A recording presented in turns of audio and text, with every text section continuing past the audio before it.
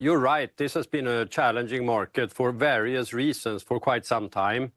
But we have also taken a lot of actions to start to adjust the way we operate, our internal priorities, how we work with customers, etc. And all of that is coming through.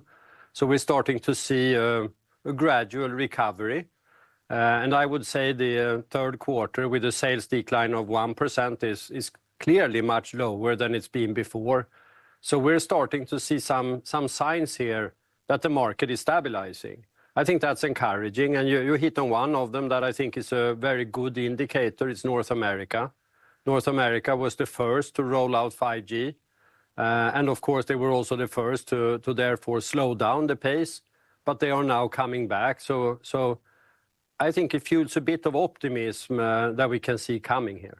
Why is North America bouncing back? Because I think it's key to understanding the 5G cycle. If money's been spent up front and then we see a fade off the back, the next part of the cycle that you're starting to witness in the United States market, what is driving it? What is the motivating factor here?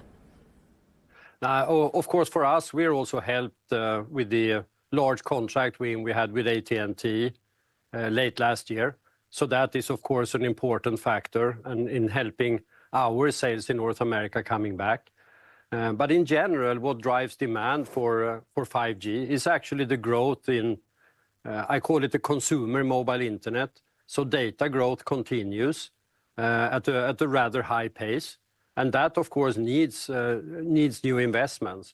But what I think is even more encouraging is the progress we're making on differentiated networks, differentiated performance, or what we call programmable networks.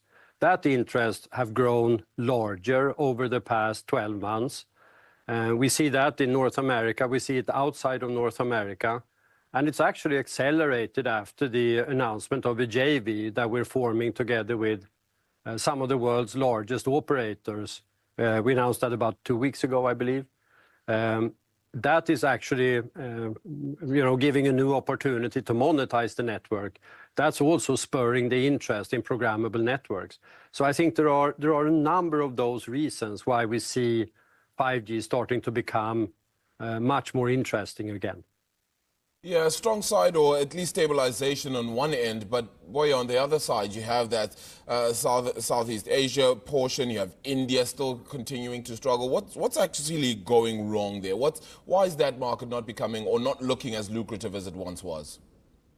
Now, it's, the India is a bit of a, can call it a distortion, but India rolled out at an unprecedented pace during 2023.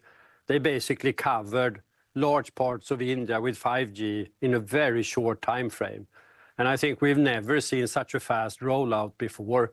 So that, of course, increased sales in 23, of course, coming back and more normalizing now. But we see still continued very good growth opportunities in that region, in India, but we see it also in other parts of Southeast Asia. Of course, our presence in China is much lower today than it was before. And of course, that is, of course, hurting us a bit.